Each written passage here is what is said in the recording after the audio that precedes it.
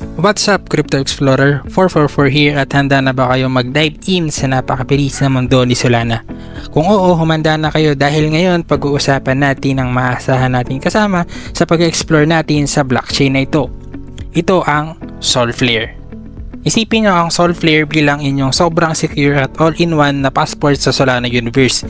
Ito ay isang non-custodial wallet, ibig sabihin kayo ay may kumpletong kontrol sa inyong mga assets, ang inyong mga private key, ang inyong crypto. Kaya kung kayo man ay nagtitrade ng tokens or nagko-collect kayo ng mga cool na NFT o nag-i-stake man kayo ng Sol, sakop kayo ng Solflare. At ang pinakamaganda, napakadali lang gamitin ito. Simulan muna natin sa pag-download ng app. Pumunta lang naman kayo sa link na nilagay ko sa description at dadalhin na po kayo nito sa Play Store. Kaya masusure nyo po na safe talaga yung mapupuntahan yung link.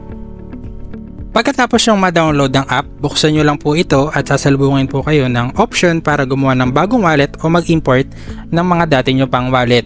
Dahil gagawa tayo ng bagong wallet, itap natin ang create a new wallet. Ngayon, ito pong susunod na part ay napakalaga dahil bibigyan po tayo ng ating seed phrase. Kadalasan po ito ay 12 to 24 na words. Ito ang ating secret recovery key. Isulat po natin ito ng maingat at sa tamang pagkakasunod-sunod na sa isang scratch paper or sa ating notebook at itago po natin ito sa safe na lugar. Hindi po sa ating mga cellphone or sa ating mga computer dahil kung mawalan po tayo ng access sa ating wallet, ang phrase po na ito ang tanging paraan para ma-access po natin ito ulit, kaya ingatan po natin itong mabuti. After po nyan ay i-verify po ng app kung na ang ating mga seed phrase kung naisulat po ba natin ito ng mabuti. Sundin lamang po ang lumalabas sa screen at kapag tapos nyan ay kukunin naman po or magse-setup na po tayo ng password or biometric security para mabilis natin ma-access ang ating wallet.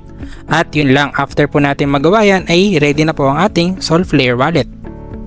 Isa talaga sa nag-stand out si Solflare ay ito ay naka-optimize na talaga or nakatuon na talaga siya kay Solana at optimize na po siya sa fast and efficient sa iba't ibang network na nagbibigay po sa atin ng maayos at tuloy-tuloy na experience. Hindi lang yon dahil pwede na rin tayo or pinadali na rin ang staking ni Sol dito kay Solflare at pwede na rin tayo mag-hold or bumili ng ating mga collectibles na NFT. At meron na ring built-in na swapping functionality ang Solflare kaya magiging hawaan na rin tayo mag-trade ng mga Solana-based assets natin na hindi umaalis sa ating wallet. At para naman sa mga DeFi Explorer, pinadali na rin ng Solflare ang pag-connect natin sa iba't ibang decentralized application or DApp sa Solana na magbubukas sa atin sa iba't ibang opportunities dito sa mundo or sa space.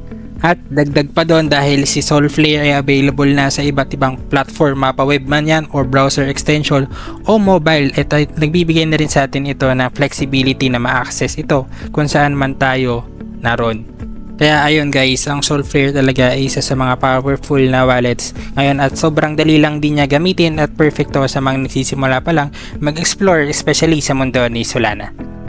Kaya siguraduhin po natin na na-download na natin si Solflare gamit ang link sa description at simulan mag-explore. Muli, ako po si 444. See you on the next one.